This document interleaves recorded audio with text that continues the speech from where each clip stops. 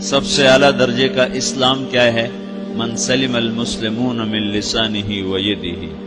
زندگی میں یہ طے کر لو، کوئی کتنا ہی تمہیں دکھ پہنچائے، کوئی کتنا ہی تمہاری بےعزتی کرے، چپ ہو جاؤ، سہ جاؤ۔ مرنے والے کی کیا عزت، کیا ذلت، میں نے تو مر کے دیکھا ہے، اور مجھے یہ حدیث سمجھ میں آئی ہے بڑی اچھی طرح، موتو قبل ان تموتو، کہ مرنے سے پہلے مر جاؤ۔ اس وقت اگر میں مر جاتا تو مجھے کوئی گالیاں دیتا تو مجھے کیا نقصان تھا، اور مجھے کوئی نعرے لگاتا میرے لیے تو میرا کیا نفع تھا۔ تو مرنے سے پہلے مر جاؤ، کوئی تمہیں برا بھلا کہے تو تمہارا کیا نقصان ہے، تمہیں کوئی واہ واہ نعرے لگائے تمہیں کیا نفع ہے۔ اگر اللہ راضی ہے تو مرد آباد اور زندہ باد سے بے نیاز ہو۔ ابو ذر رضی اللہ تعالیٰ عنہ کو ایک آدمی نے گالیاں دی تو انہوں نے فرمایا، بیٹا ایک گھاٹی آگے آ رہی ہے، اس میں گر گیا تو جو کچھ کہہ رہے ہو اس سے بھی زیادہ کا حقدار ہوں، اور اگر پار ہو گیا تو تیری گالیوں سے مجھے کوئی فرق نہیں پڑتا ہے۔ من سلم المسلمون من لسانہ و یدہ موتوا قبل ان تموتوا۔ چونکہ آج کل اخلاق ہیں انتقامی، معاف کرنے والے اخلاق ہیں نہیں، انتقامی اخلاق ہیں۔ ہمارا معاشرہ انتقامی ہے، اچھا کرو گے تو ہم اچھا کریں گے، برا کرو گے تو ہم برا کریں گے، جیسا کہو گے ویسا ہم سے سنو گے۔ یہ ہمارا ماحول ہے، یہ ہمارا۔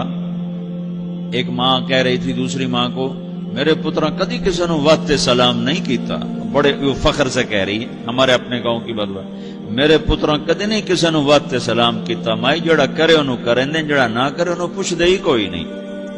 یہ وہ فخر سے کہہ رہی، جو سب سے بڑا عیب ہے وہ سب سے بڑا فخر بنا ہو۔ میرے پتروں کدی نہیں کسی نے واسطے سلام کیتا۔ جب ماں باپ نے یہ سبق دیا تو اولاد کا کیا قصور ہے؟ تو ہمارا معاشرہ انتقامی ہے، ایک کی 10 سنانے کا ماحول ہے، تو آپ 100 کی ایک بھی نہ سناؤ۔ احنف بن قیس رضی اللہ تعالیٰ عنہ پہ ایک آدمی نے چڑھائی کر کہنے لگا، ایک سناؤ گے نا تو 10 سنو گے میری طرف سے۔ تو احنف بن قیس کہنے لگے، بھائی تو مجھے 100 بھی سنائے گا نا تو میری طرف سے ایک بھی تو نہیں سنے گا۔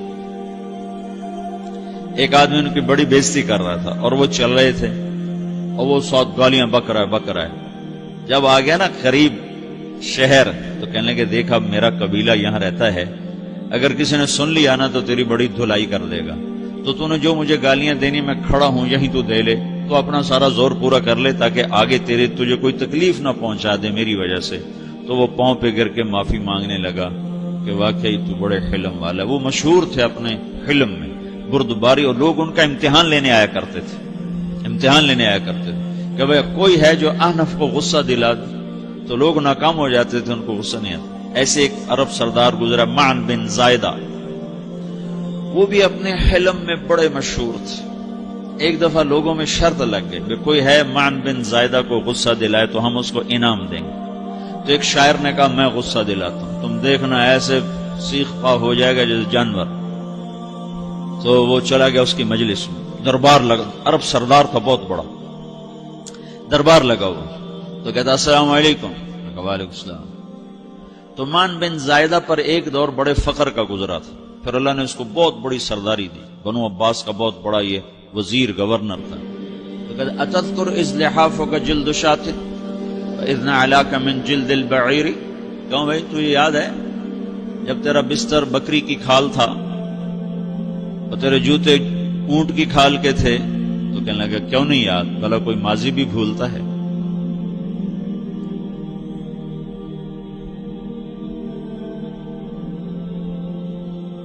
تو وہ کہنے لگا، پہلا وار تو خطا گیا، کہ فسبحان الذی آتاک ملکا وعلمک الجلوس علی السریر۔ تو پھر ساری تعریفیں تو اللہ کی ہیں جس نے تیرے جیسے کو تخت پہ بٹھا دیا۔ کہاں بھئی ساری تعریفیں اللہ کی ہیں، میری تو کوئی اوقات نہیں۔ تو کہنے لگا، سأرحل عن دیار انت فیہا وان جار الزمان علی الفقیر، جہاں تیرے جیسا حکمران ہو وہاں مجھے رہنا گوارا ہی نہیں ہے، میں یہاں سے چھوڑ کے نکل جاؤں گا چاہے کتنی تکلیف اٹھاؤں۔ بڑے دربار میں یہ ایک گورنر اور وزیر سے بات ہو رہی ہے، تو وہ کہتا ہے اچھا بھائی اگر تو ہمارے پاس رہے گا تو ہم تیرا اکرام کریں گے، اور اگر تو جانا چاہتا ہے تو پھر رافقت کا سلام، تو وہ یہ بار بھی خالی گیا تو پھر کہنے لگا فجد لی یبن ناقصۃ بمال،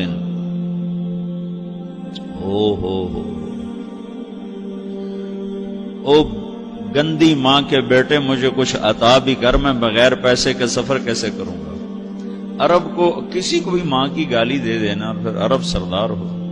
فجد لی یبن ناقصۃ بمال، بری ماں کے بیٹے مجھے کچھ پیسے بھی دے، میں نے جانا ہے. میں کہا بھائی اس کو 3000 دے دیا جائے.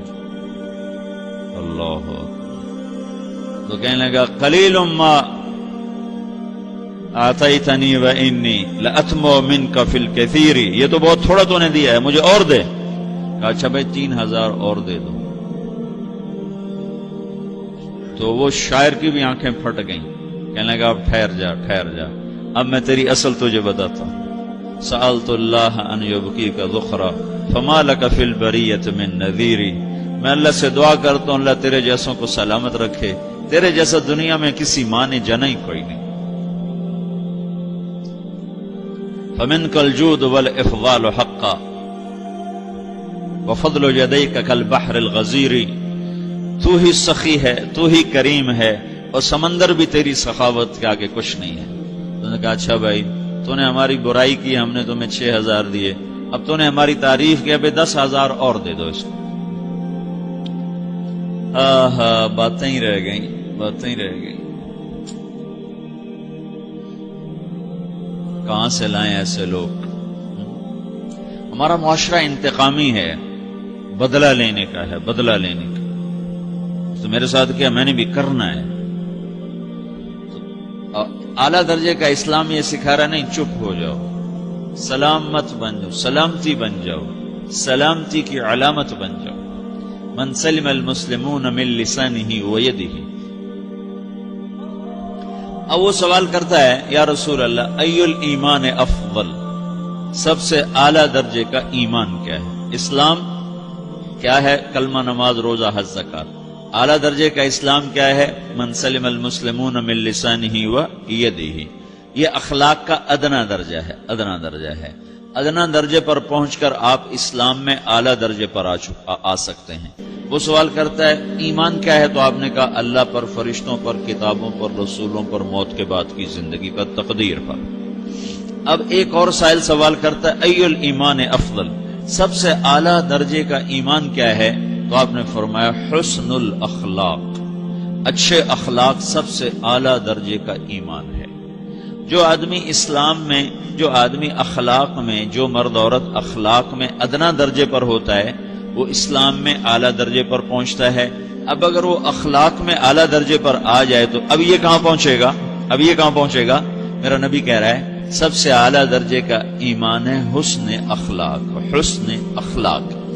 ابو ہریرہ نے پوچھا یا رسول اللہ وما حسن الاخلاق، یہ بھی ایک اور حدیث ہے. یا رسول اللہ حسن اخلاق کیا چیز ہے؟ تو آپ نے 3 چیزیں فرمائی، تصل من قطعک وتعطی من حرمک وتعفو عمن ظلمک.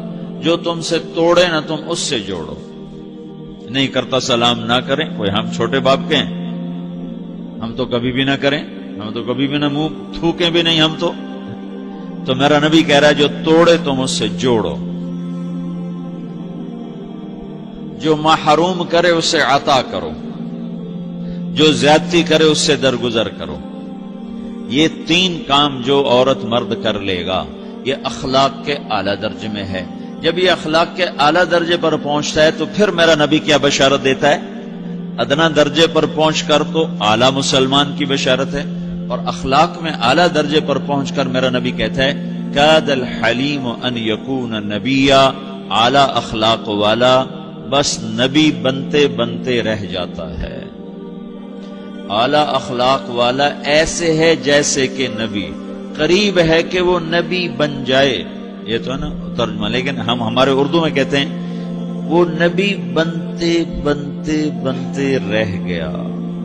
کیا مطلب؟ کہ اس میں اور نبی میں صرف نبوت کا فرق رہ جاتا ہے، باقی وہ سب کچھ حاصل کر لیتا ہے. تو یہ سارے دین کا میں نے آپ کو خلاصہ بتایا ہے کہ میری آپ کی ضرورت ہے کہ میرا اسلام اعلیٰ درجے کا ہو، من سلم المسلمون من لسانہ و یدہ، میرا ایمان اعلیٰ درجے کا ہو،